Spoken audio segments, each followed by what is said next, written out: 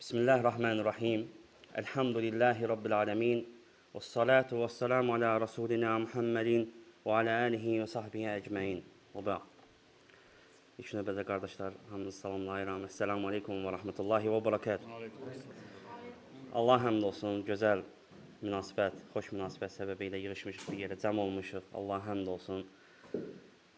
Toy məclisidir, elhamdülillah. Allah subhanətə xeyri, bərəkətli eləsin. Təbrik edirəm, Allah xoşbəxt eləsin, mübarək eləsin və Peyğəmbər sallallahu aleyhi və səlləmin etdiyi dua ilə dua edirəm.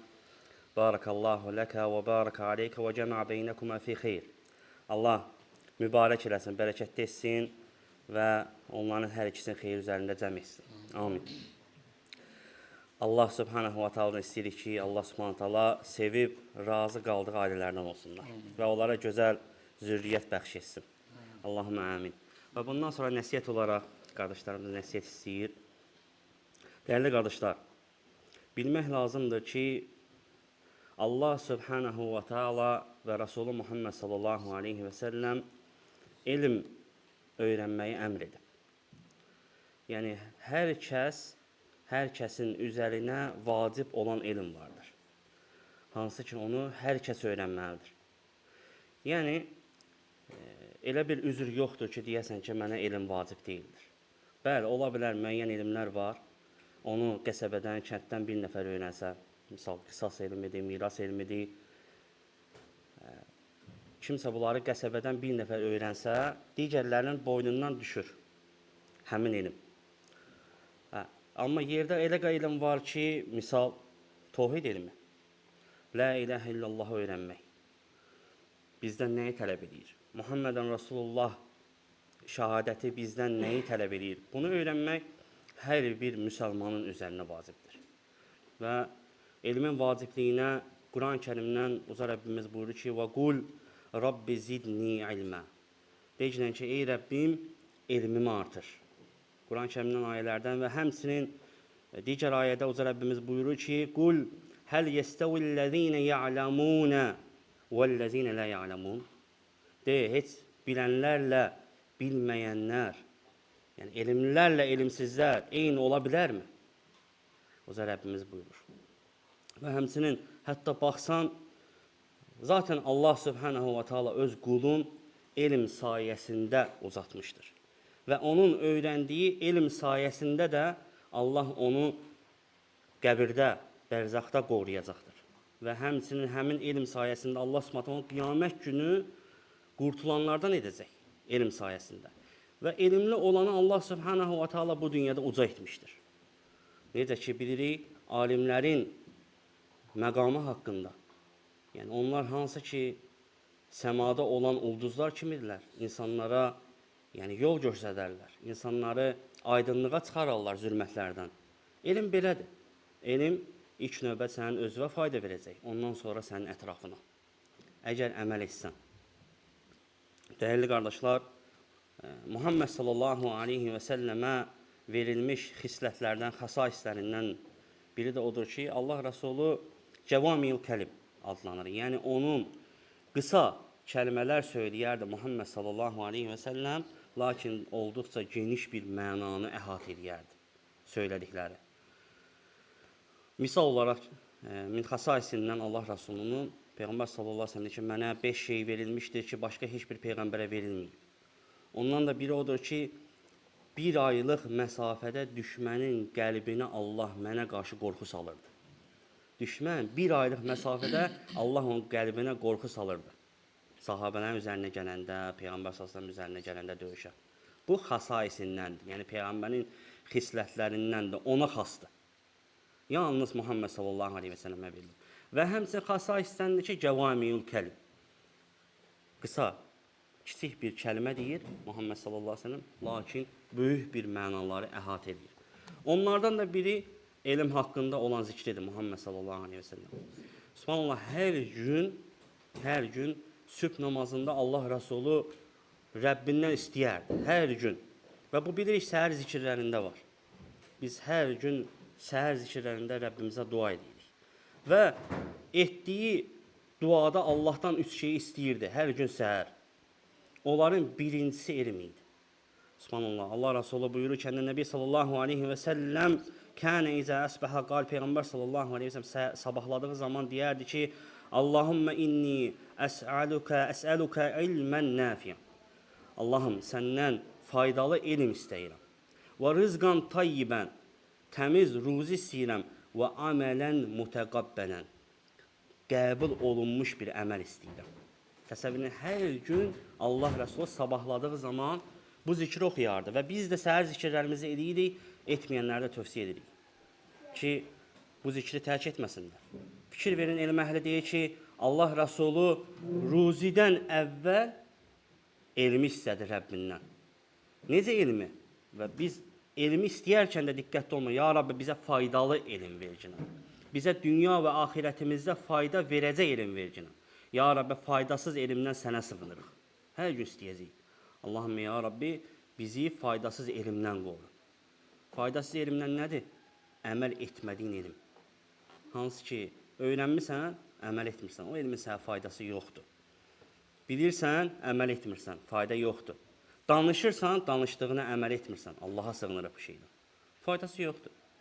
Allah Resulü hər gün Rəbbindən istəyərdi. Ruzidən əvvəl. Baxmayaraq ki, bilirik ki, Muhammed sallallahu aleyhi və səlləm digər peyğəmbərlər çəkdiyi sıxıntılar kimi Allah Resulü da sıxıntı çəkmişdi. Ona müsibətlər, sıxıntılar gəlmişdi. Nə idi onların başlıca səbəbi? Yoxsulluq. Həyatı boyu yoxsul oldu. Həyatı boyu.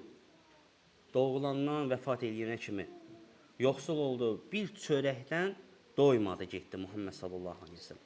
Biz Ayşə anamızdan bilirik və valideynlər, analarımızdan bilirik, Allah Resulü'nün yoldaşlarından ki, yəni adi çörəkdən doymayıb. Yəni yoxsulluq idi. Yoxsulluqla imtihan olunmuşdu. Özü istəmişdi Rəbbindən. Baxmayaraq ki, ruzi istəyə bilərdi. Ya Rabbi, mənə bol ruzi verəcəkən, çətinlikdir, çörək tapa bilmirik. Amma nə dedi? Allahım, səndən faydalı elm istəyirəm. Fayda verən elm istəyirəm. Sonra ruzi istədi. Sonra da etdiyi əməllərin qəbul olunmasından ötürü Rəbbindən istədi ki, Allahım, qəbul olan əməl ver. Əmələn mütəqabbələn. Yəni biz də belə olmalıyıq. Bizdə də arxayın olmamalıdır. Nəsə bir sədəqə verəndə, yaxşılıq edəndə ki, arxayına qəbul oldu. Bəli, Rəbbimiz haqqında gözəl zənd olacaq ki, Allah Subhanahu qəbul etdi. Ancaq ki, Allaha dua edəcək, ya Rabbi, əməllərimizi bizdən qəbul et. Sahabələr, artıq növbəti 6 aya az qalıb, elə deyilmi? Ramazanın.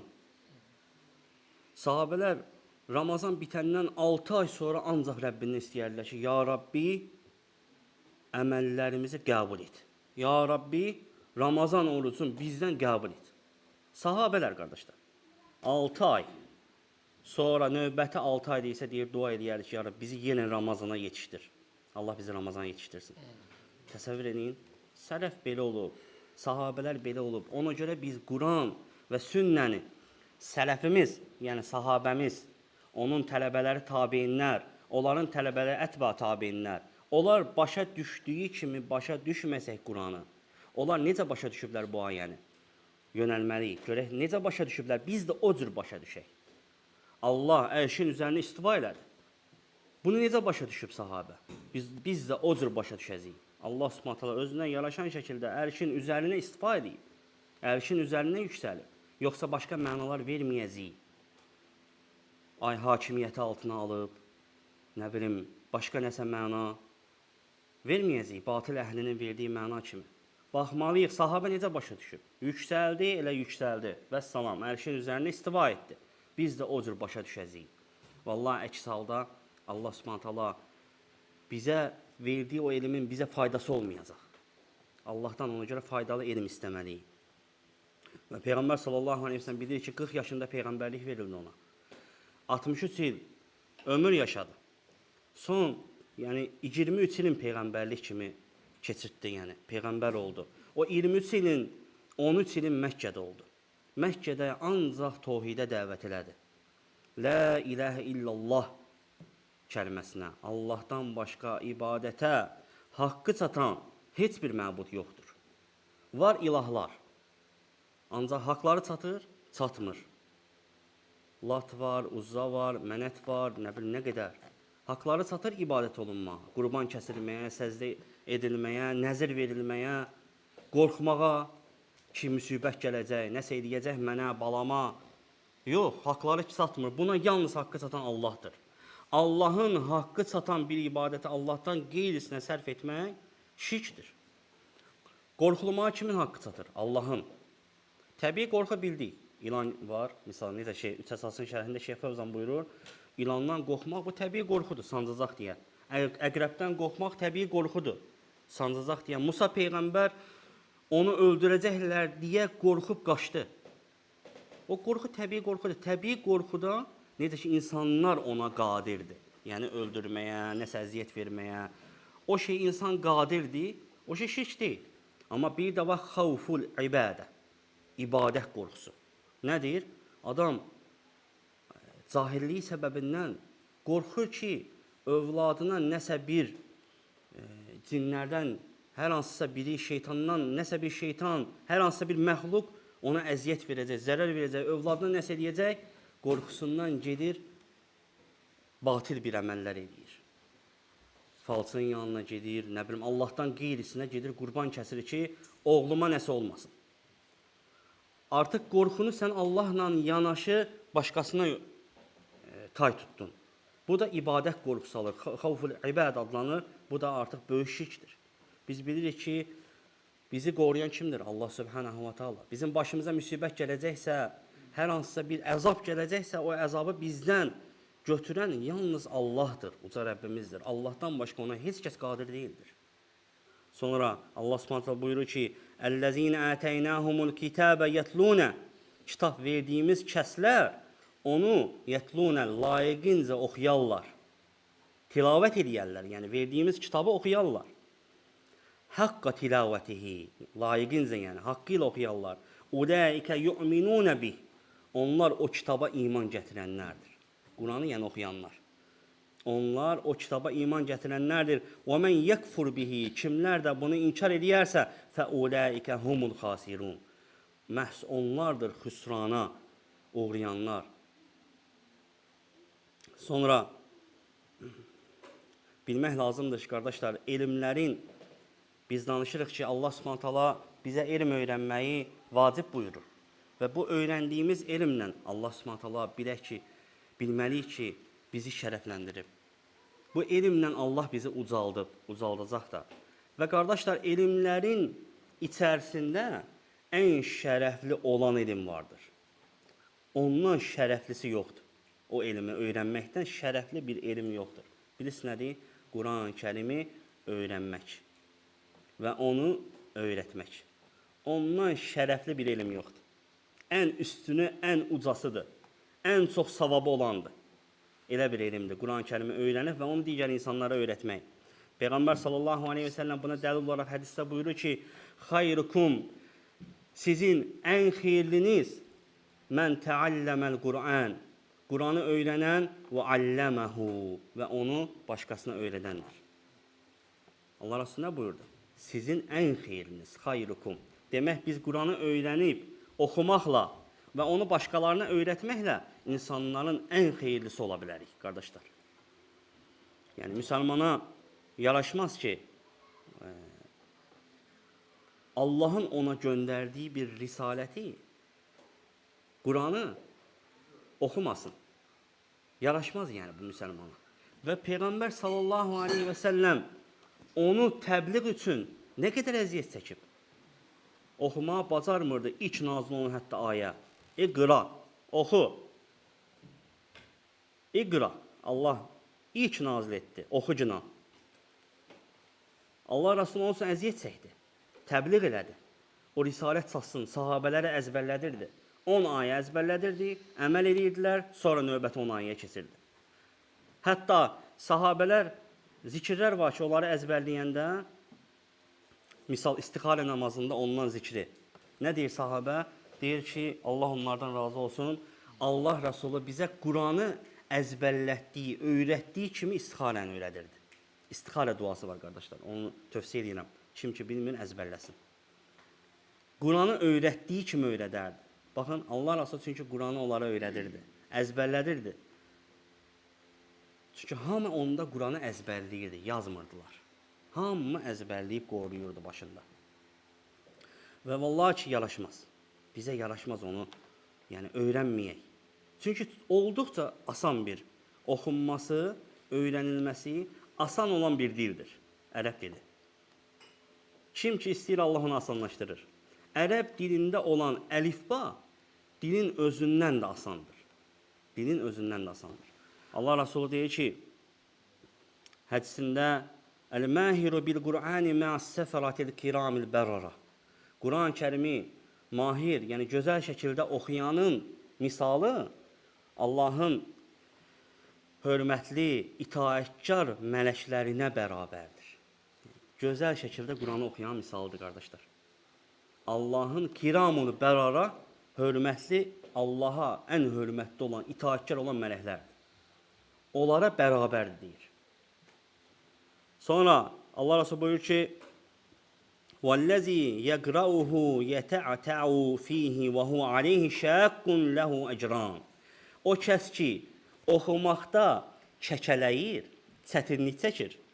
Yəni, çətinlik çəkərək oxuyur. Təzə başlayanlara var, misal, şad xəbər, müjdə, əziyyət çəkirik. Görsən, heca çəkərək, çətinlik çəkə-çəkə, Allah Resulü onun deyir, əcri isə 2 qatdır. Subhanallah, yaxşı oxuyanına 2 qat artıq alır. Çünki o keçid dövründədir. Əziyyət çəkərək oxuyur. Vallahi bu savabdan məhrumdur. Həmin qardaş, həmin bacı, təsəvvür elə oxuya bilməyən. Bu savabdan məhrumdur. Sonra Allah Resulü buyurur ki, Yəqulun Nəbi sallallahu aleyhi ve sellem İqra'u həzəl Qur'an. Peyğəmbər sallallahu aleyhi ve sellem buyurur ki, Quranı oxuyun. İqra'u orada əmr feilidir, qardaşlar. Allah Resulü əmr edir. Quranı oxuyun. Tərk etməyin. Fəinnəhu yəti şəfi'an li əshabihi yevmil qiyamə. Quran qiyamət günü onu oxuyan üçün şəfaətçi olaraq gələcəkdir. O gün ehtiyacımız olacaq. Yaxşı dosta, şəfaətçiyə ehtiyacımız olacaq. Həmin günü şəhid şəfaət edəcək. Həmin günü övlad oxuduğu Quran sayəsində valideynin başına tac qoyacaq Rəbbimiz. Həmin günü şəfaətçiyə ehtiyacımız olacaq ki, bizi kömək eləsin, yüngülləşsin əzabımız. Subhanallah, həmin anda təsəvvür elə, Quran sənə şəfaətçi olacaq. Əks halda oxumayandan hədisdə necə gəlib, qiyamət günü şikayət edəcək. Quran özü Rəbbinə şikayət edəcək ki, oxumurdu məni. Allah qorusun o gündən. Və həmçinin məsciddə, qardaşlar, tövsiyə edirəm. Namaza gedəndə nəsihətdir sadəcə. Şəriətdən problem yoxdur. İqamə ilə, azanla iqamə arasında kimsə çöldə dayanmağında problem yoxdur. Lakin daha yaxşı olar ki, azan veriləndə gir məscidə, salam namazını qılcına və otur bir ayə olsa belə məsciddə oxu. Çünki məsciddə Quran oxumağın ayrıca bir fəziləti gəlib şəriətimizdən. Yəni, Quranın fəziləti barədə, qardaşlar, günlərlə danışarıq, bitməz. Sadəcə qısa olaraq bəzi xatırlatmalar edirik. Və Allah Rəsulü buyurur ki, Məctəmə qavmun fi beytin min buyutillah, yetluna kitaballah. Allahın evlərinin birində toplaşıb, yetluna kitaballah, onun kitabını oxuyanlar, və yetədərasuna fīmə beynəhum illə nəzət aleyhimus səkinə. Yəni, o kəslər ki, Allahın evində toplaşarlar, Allahın kitabını oxuyarlar. Yəni, kim ki, Allahın evində, məsciddə oturar, Allahın kitabını oxuyar, Allah Resulü buyurdu ki, mütləq onların üzərinə sükunət çökər. İllə nəzət aleyhimus səkinə. Və qəşyəthumur rəhmə. Və onları mərhəmət onları bürgər. Və həffəthumul mələikə. Və Allahın mələkləri hansı ki, onları əhatəyə alar. Və zəkərəhumullah, baxın, ən fəzilətdə olan hissəsi. Və zəkərəhumullah fi mən indəhu. Allah onları öz qatında zikr edər. Təsəvvür edin, Quran oxuyanı Allah subhanahu və teala öz qatında zikr edər, mələklərin yanında. Kiramul bərara, fəzilətli, möhtərəm, itaətkar mələklərin yanında Allah onların adını çəkər, zikr edər. Heç nə, sən Quran oxudun. 2 aya, 3 aya nə bazardın? Çöldə durmaqdan yaxşıdır? Söhbət eləməkdən yaxşıdır? Vallahi ki, yaxşıdır. Namaza getməyin əcri başqa. Bir ayə oxudun deyə sənin adın zikr olundu. Allahın qatında kim zikr elədi? Allah. Zəkərəhumullah. Allah zikr eləyər. Fîmən indəhu. Yanında olanlara. O oxuyanın adın. Allah bizə müvəffəq eləsin. Həqiqətən Peyğəmbər sallallahu deyir ki, hər hərif bir həsənədir. Hər həsənə də aşara əmsaluha. 10 savabdır. Misalı hər hərfin 10 savabdır. Təsəvvür edin, Bismillahirrahmanirrahim. 19 hərf var. 190 savab deməkdir. Bir dənə Bismillahirrahmanirrahim. 190. Elhamdülillahi Rabbil alemin. Fikir verin, nə qədər hərf var? O savab daha üstündə onu qazanmaq. Elədirmi? Söhbət eləməkdən məsciddə gec girməkdən, iqamənin vaxtında girməkdən daha xeyirlidir. Və qardaşlar, yenə yekun olaraq hər birinizə tövsiyə edirəm Quran-Kərimi oxumağı və kimlər ki oxumağı bacarmır, əlhamdülillah, yəni kifayət qədər təlim formaları var. Gec deyil, heç kəsə gec deyil. Ay, mənim yaşım çoxdur, yaş imkan vermir. Elə şey yoxdur, yəni. Öyrənəcəksən Allahın izni ilə və bu işdə qardaşlar da qardaşlarına yardım etməlidirlər. Qardaş, bir hərfi yaz ver, oxusun, öyrənsin. Yardım etməlidirlər. 28 hərf var. Baxırsan ki, əksər hərflər fərqi bir dənə nöqtədir. Adi 3 hərf deyə, əlifdən sonra. Əlif bir dənə düz xətdir. Bə, tə, sə. Bə, tə, sə. Üçünün də yazılışı eynidir. Üçünün də yazılışı eynidir. Fərqləri altına qoydum bir nöqtə olur b, bə. Üstünə qoydum 2 nöqtə olur t, tə səsi. 3 nöqtə qoydun olur sə, s, pərtək. Nə var bunu öyrənmək yəni? Yəni, asan olan bir şeydən məhrum olmuşuq və böyük bir savablardan. Və bilmək lazımdır ki, müvəffəqiyyət Allahdandır. Allah Subhanahu wa Ta'adan daim istəmək lazımdır ki, ya Rabbi, bizi müvəffəq elə bütün xeyirlərinə və şər olan, sevmədiyin, razı qalmadığın əməllərdən də bizi qorucunan, uzaq etkinə və Allah Subhanahu wa Ta'adan istəyirəm ki, Allah mübarək eləsin bu məclisi, xoşbəxt eləsin. Allah gözəl bir zürriyyət bəxş eləsin onlara və Allaha həmd sanlar olsun ki, Allah Subhanahu wa Ta'ala əmin-aman bir diyar edib bizim diyarımıza. Həmd olsun, qardaşlar, fikir verin. Qəşəng toy məclisi keçdi. Hər kəs sevindi və üstəyəl elm məclisi oldu. Allah həmd olsun. Allah xatırlandı o məclisdə. Nəsə bir qorxduğumuz yer var, qardaşlar. Yoxdur. Ay, Allah qorusun, bomba düşəcək. Qapımıza girən olacaq. Əhl-i beyti evdə qoymuşuq. Səksəkədik yanacaq ki, tez gedim. Yoxdur, qardaş. Əmin-amanlıq ən böyük nemətdir. Bu əmin-amanlığı bizə nəsib edən Allah həmsənlər olsun. Və buna görə də biz təşəkkür edirik ölkə başçımıza, onun üçün dua edirik. Allah ondan razı olsun. Və bizim təhlükəsizliyimizi təmin edən hər bir qurumdan, hər kəsdən Allah razı olsun. Və sonda əskərlərimiz üçün də dua edirik. Allah onları qorusun. Kim ki əskərlikdədir, balası xeyirli, sağ-salamat tezliklə qayıtsın. Və kimlər ki əskər getdi, Allah onları qorusun. Xeyirli, onlar da evlərinə dönsünlər. Subhanakallahumma və bihamdik və əşhədu en la ilahe illa ent, estağfiruka və etûbü ileyk.